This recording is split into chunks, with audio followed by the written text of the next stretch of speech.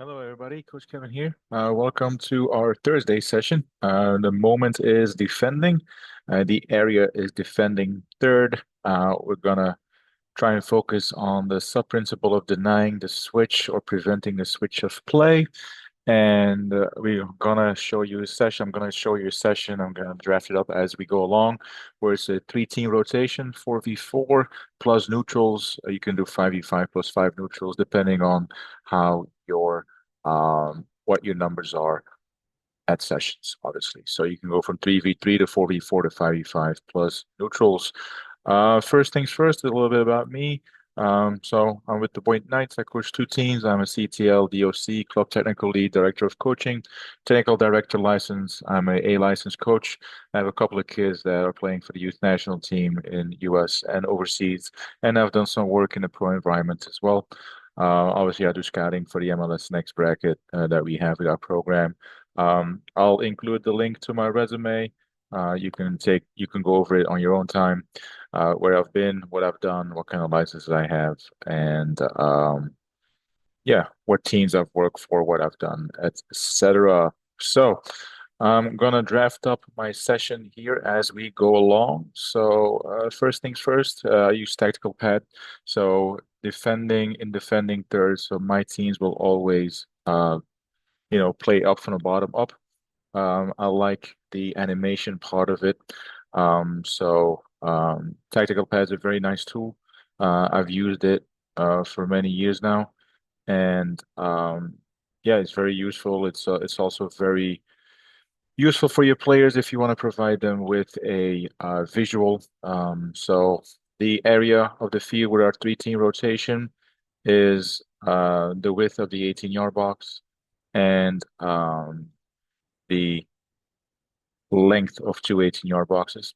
You can do two big goals if you have two goalkeepers, or you can do one big goal and two mini goals, which is typically what I do because I only have one goalkeeper. So I'm gonna do a 4v4 situation right here. Sorry for my phone. So I'm just gonna draft it up for 4v4 plus bumpers.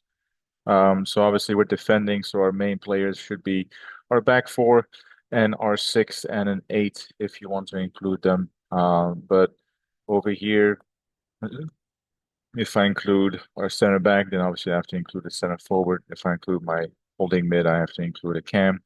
If I include my left back, I have to include their right wing. And if I include my right back, I have to include their left wing. So this is your setup for V4, plus goalkeepers or mini goals, whatever you feel like, or whatever numbers you might have. Obviously, we still have some bumpers that we need to add. So let me just add some bumpers here. We'll give them a little penny so we see that they're on another team. So 17, doesn't matter which numbers you use for this one as long as there are four. Bumpers is very important in this session that the bumpers are on the outside because you want to use them potentially for the switching of the point of attack. So don't forget what the topic is today. So the topic is that we're trying to prevent or deny the switch of play by the attacking team. So our focus team is basically the defenders and your goalkeeper. So this is the setup. 4v4 plus four bumpers. So game situation where, obviously the attacking team has the ball. If the attacking team has the ball, try to make it game realistic, right? They're going to show us some width and provide width and spread out the defense. So make sure that these starting positions are actually the correct ones. So in a real game, what we're looking for as a coach here is when the ball is traveling to one of the wingers. Obviously, this is your first defender. What does the first defender do? He's going to press the ball for the 1v1 situation. What does the second defender do? There's going to be a cover, so pressure cover. And then your third defender is going to balance it out or basically cover for the closest defender to him. So you're trying to get numbers around the ball here to try and predict the play. So two options, two possibilities. Either one, the winger goes 1v1 and your right back or left back, contains the situation and it's a 1v1 situation and they win the ball back. Or your 1v1 situation here, uh, your fullback gets beat, and then your second defender is still there to cover for them. So basically, this is still a 2v1 situation. So in a normal case situation, that's kind of what happens. So what we're looking for right now for the topic here is that we're trying to prevent the switch or deny the switching of play. So your first cue would be as defenders, if the other team is looking to try and get out of the situation, being outnumbered, your first things first, you're trying to look for your body shape for this player on the ball. If his body and hips are facing inside or backwards, that would be one of the triggers and cues for your center mid to be on their toes and try to anticipate the play, because chances are the ball is going to be played backwards. And if that's the case, then you're looking for this center mid to press the ball quickly. So not only that, the pressing and the speed is good, but you're basically looking for an angle of the press here where you want to keep this whole group over on one side. So you do not want to give them the time and space to turn like this, because then you're beat, right? Then they can switch the point of attack, and then we basically fail at that point, right? So you want to make sure that the player on the ball or receiving the ball does not have time nor space to switch to point of attack. So what that does by this six is that you're keeping numbers over here, and the 10, the ball carrier now, needs to dribble the ball forward because obviously there's a 1v1 situation and you're denying the switching of play.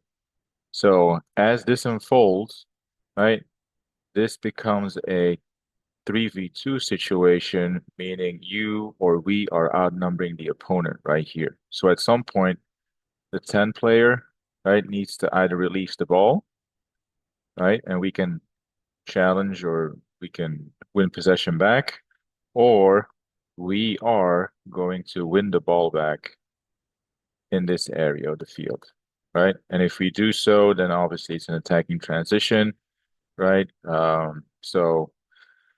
Then that's a different topic, obviously, but that's the attacking transition that we're looking for, right? And then I'll just continue to play here where, the six might go 1v1 with the goalkeeper, right? Number three comes in, pass back, and just a finish, just like so, right? Um, so that's kind of what we're looking for this session. So if player actions, you have your player actions for your first defender and your second defender. So you have your pressure, then you have your cover, you have your balance. So you can touch base on that for the third defender and supporting defender. But then your key player is basically this number six right here, 6 and 10. So that's going to be your player action and coaching point there, specifically on the timing, the press, the speed, the angle, the body shape of being ready to actually push forward. So this is the 4v4 or 5v5 plus bumpers. Obviously, the bumpers kind of simulate also the change in the point of attack. So I use the 7 to receive the ball, but you can easily switch it to that number 19 player.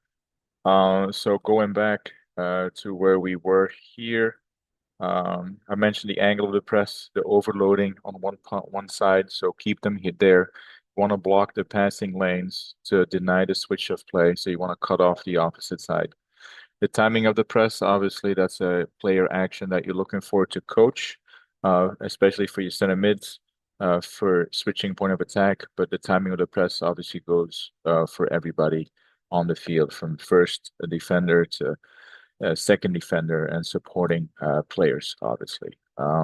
So we're building pressure on the ball. We want to prevent the switch, so we want to keep the opponent on one side. And by how do we do that? We bring numbers around the ball, and you want to keep the opponent locked up on one side and stop from getting out of that area. So that's the how. Obviously, some player actions that are needed to execute this team tactical main principle and sub principle is the interception. So if you think you have a chance to win the ball, you commit to winning the ball. The press, I mentioned the speed, the angle, the timing, the distance, the body shape of the pressing, which is also one of the player actions that we're looking for. You adapt your body shape, you surf, you mark the play if the ball is played into that area. In regards to your physical prioritization, obviously it's a 4v4, 5v5, so you're probably looking at 3 to 4 minute work duration, 1 to 2 minute of rest. So that is a 4 to 5 minute rep. You do 4 times, so that's 20 minutes, 25 minutes total. You do that twice, that's your 15-minute mark, plus a little bit longer set recovery intervals, plus your warm-up. So that's your session right there for a Thursday session, which is match day -2 or -1 if you play um, on a Friday night, perhaps. Um, and just want to highlight the account here. Don't forget to follow me on Instagram at the Scouting Corner, and YouTube also is the same link, but I have about 23,000 followers, so make sure to follow me. I post obviously my full curriculum, season curriculum, and also some professional teams videos as well, and tells you a little bit more about me, who I am, what I've done, etc. So I thank you all for listening, and I'll be back next Monday. Thank you.